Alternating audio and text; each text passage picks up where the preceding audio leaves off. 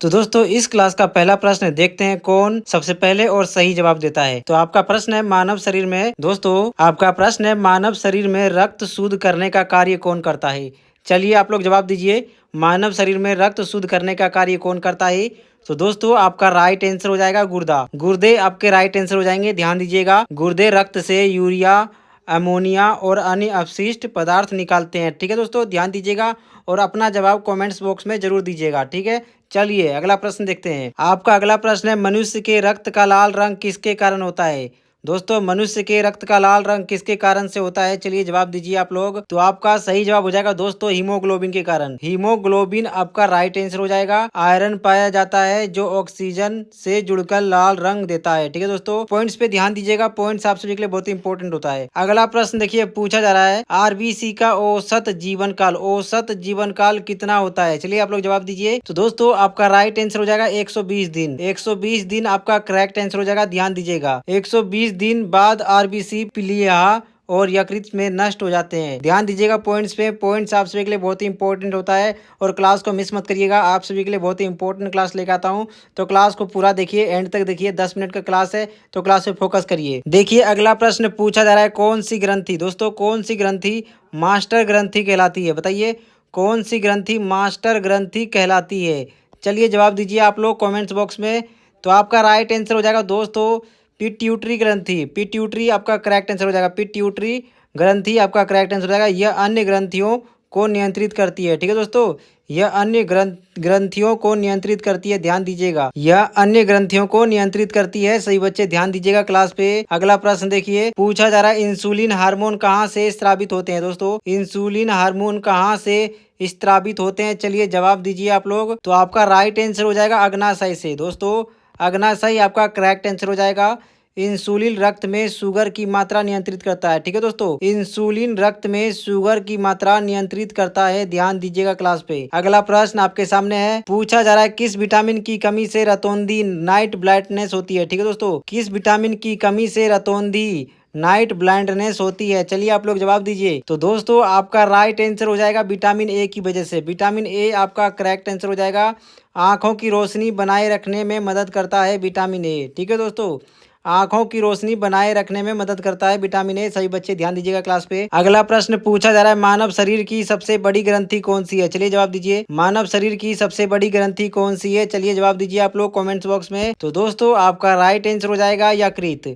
यकृत आपका correct answer हो जाएगा। यह पीत रस बनाती है। ठीक है दोस्तों, यह पीत रस बनाती है और भोजन को पचाने में मदद करती है। यकृत क्या करती है दोस्तों, यह पीत रस बनाती है और भोजन को पचाने में मदद करती है। ध्यान दीजिएगा पॉइंट्स पे। चलिए अगला प्रश्न देखिए, अगर आप लोगों ने अभी तक क्लास को लाइक नहीं किया तो लाइक कर देना। अगर पहली बार आए हो तो चैनल को सब्सक्राइब कर लेना, ताकि आपके पास सबसे पहले और बढ़िया क्लास आपको मिल सके। रक्त का तरल भाग क्या कहलाता है। चलिए जवाब दीजिए आप लोग। तो आपका राइट आंसर हो जाएगा दोस्तों प्लाज्मा। प्लाज्मा आपका करेक्ट आंसर हो जाएगा, ऑप्शन डी। ध्यान दीजिएगा, इसमें 90% पानी होता है और यह पोषक तत्व होता है। ठीक है दोस्तों, इसमें 90% पानी होता है और यह पोषक तत्व होता है। ध्यान दीजिएगा क्लास पे। चलिए अगला प्रश्न, क्लास पे फोकस करिए सभी लोग। कोई भी बच्चा क्लास को छोड़कर नहीं जाएगा और इधर उधर ध्यान नहीं लगाएगा।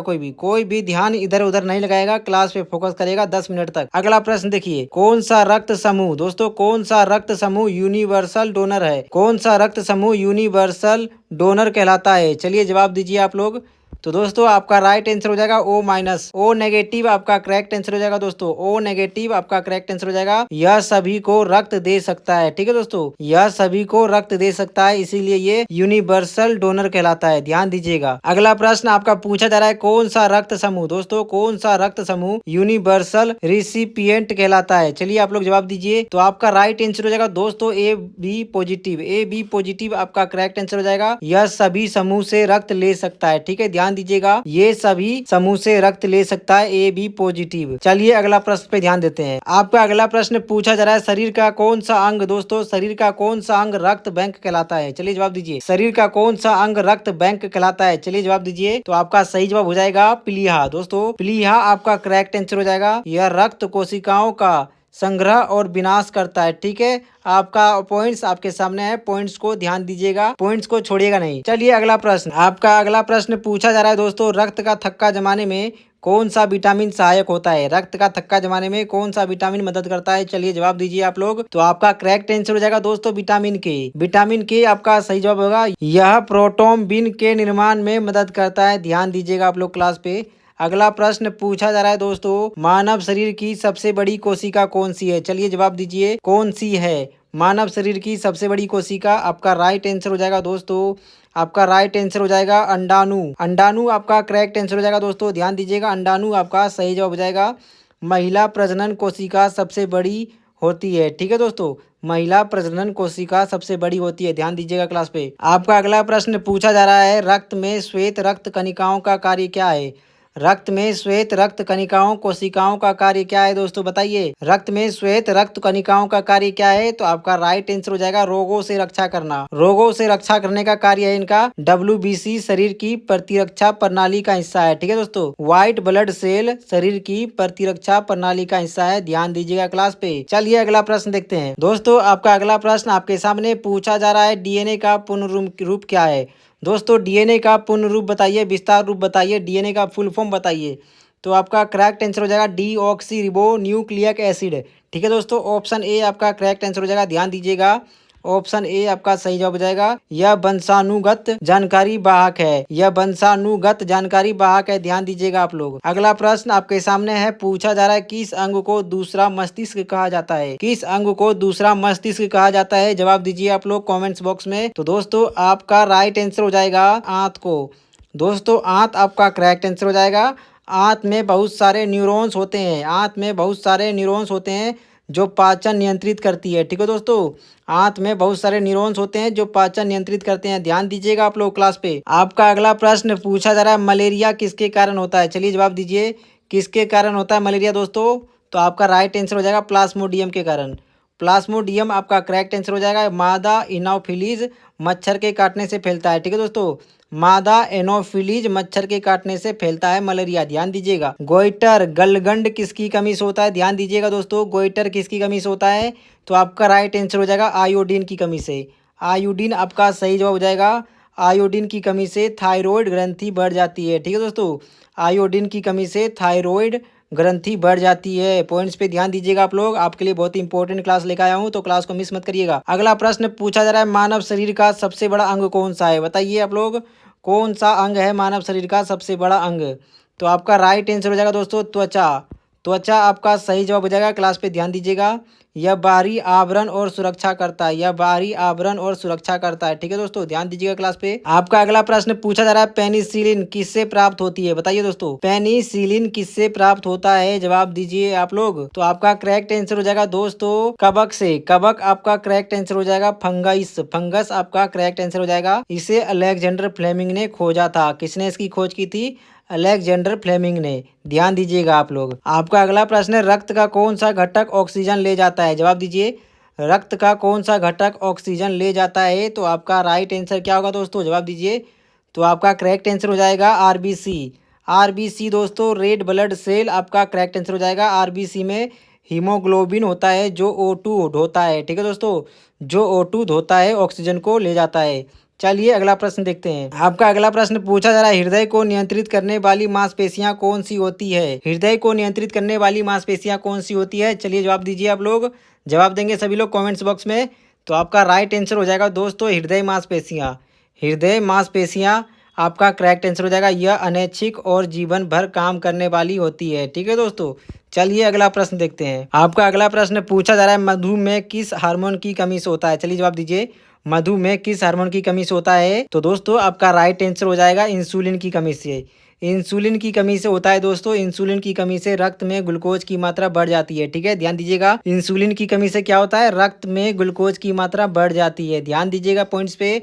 आपका क्लास आपके लिए बहुत ही इंपॉर्टेंट है, तो क्लास को मिस मत करिएगा, क्लास पे फोकस करिएगा पूरा ध्यान लगा के। चलिए अगला प्रश्न देखते हैं। आपका अगला प्रश्न है दोस्तों, मानव शरीर की सबसे लंबी हड्डी कौन सी है? चलिए जवाब दीजिए आप लोग। मानव शरीर की सबसे लंबी हड्डी कौन सी है? चलिए आप लोग जवाब दीजिए जल्दी से कमेंट्स बॉक्स में। देखते हैं कौन सा बच्चा सबसे पहले जवाब देता है। आपका सही जवाब हो जाएगा फीमर। फीमर आपका करेक्ट आंसर हो जाएगा जांग की हड्डी। यह पूरे शरीर का भार उठाती है, ध्यान दीजिएगा। चलिए अगला प्रश्न देखते हैं। आपका अगला प्रश्न पूछा जा रहा है, रक्त में प्लेटलेट्स का कार्य क्या है। दोस्तों रक्त में प्लेटलेट्स जो होते हैं उसका कार्य क्या है, चलिए जवाब दीजिए। तो दोस्तों आपका सही जवाब हो जाएगा थक्का जमाना। थक्का जमाना आपका करेक्ट आंसर हो जाएगा। चोट लगने पर खून बहना रोकता है। दोस्तों प्लेटलेट्स क्या कार्य करता है, अगर आपको चोट लग गया तो आपका खून बहने से रोकता है। ठीक है दोस्तों, ज्यादा खून बहने नहीं देता है प्लेटलेट्स।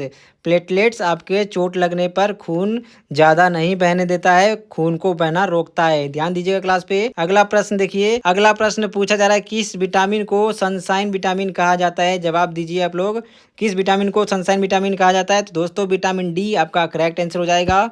विटामिन डी आपका सही हो जाएगा। यह त्वचा पर धूप से बनता है। जब धूप त्वचा पे लगती है तो विटामिन डी प्राप्त होता है। देखिए दोस्तों, विटामिन डी त्वचा में तब बनता है जब शरीर पर सूर्य की पराबैंगनी किरणें यूवी रेज पड़ती है।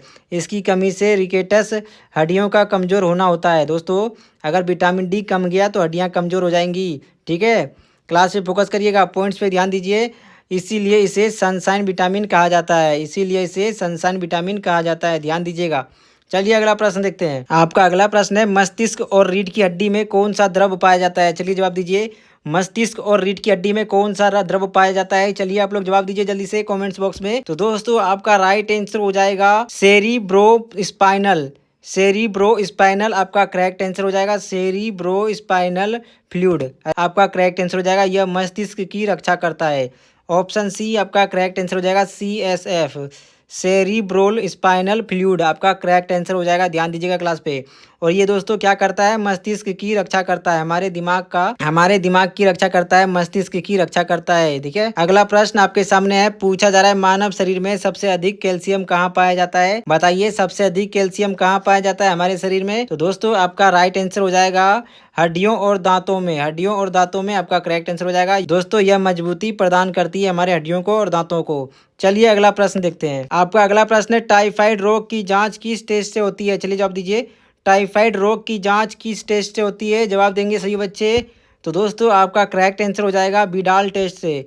विडाल टेस्ट आपका करेक्ट आंसर हो जाएगा। यह बैक्टीरिया सैल्मोनेला टाइफी से होता है। यह बैक्टीरिया सैल्मोनेला टाइफी से होता है, ध्यान दीजिएगा क्लास पे। अगला प्रश्न आपके सामने है, रक्तचाप। दोस्तों रक्तचाप ब्लड प्रेशर को किस यंत्र से मापा जाता है। रक्तचाप ब्लड प्रेशर को किस यंत्र से मापा जाता है, चलिए जवाब दीजिए। तो दोस्तों आपका राइट आंसर हो जाएगा स्फिग्मोमैनोमीटर। स्फिग्मोमैनोमीटर आपका करेक्ट आंसर हो जाएगा। सामान्य रक्तचाप 120/80 mmHg होता है। ठीक है दोस्तों, 120/80 mmHg होता है, ध्यान दीजिएगा क्लास पे। क्लास आप सभी के लिए बहुत ही इंपॉर्टेंट है। बहुत ही इंपॉर्टेंट प्रश्न लेकर आए आप सभी के लिए। अगला प्रश्न देखिए, पूछा जा रहा है, मानव शरीर की सबसे बड़ी धमनी कौन सी है। मानव शरीर की सबसे बड़ी धमनी कौन सी है, चलिए जवाब दीजिए आप लोग। आपका लास्ट प्रश्न है तो सही आंसर दीजिएगा सभी लोग। तो आपका राइट आंसर हो जाएगा दोस्तों, मानव शरीर की सबसे बड़ी धमनी एओर्टा है। एओर्टा है, एओर्टा आपका करेक्ट आंसर हो जाएगा। Option B aorta. ठीक है, यह पूरे शरीर में ऑक्सीजन युक्त रक्त पहुंचाती है। ध्यान दीजिएगा क्या बताया जा रहा है, यह पूरे शरीर में ऑक्सीजन युक्त रक्त पहुंचाती है, ध्यान दीजिएगा क्लास पे। तो दोस्तों आज हमने टोटल 720 MCQ प्रश्न पढ़ लिए, जो कि बहुत ही इम्पोर्टेंट थे आपके एग्जाम के लिए। तो चलिए दोस्तों, उम्मीद करता हूँ आप सभी को आज का क्लास पसंद आया होगा। अगर दोस्तों पसंद आया होगा क्लास तो लाइक सब्सक्राइब करना मत भूलिएगा। तो चलिए दोस्तों, मिलते हैं आप सभी को एक और नए क्लास में। सब्सक्राइब कर लेना एक और बेहतरीन क्लास के लिए।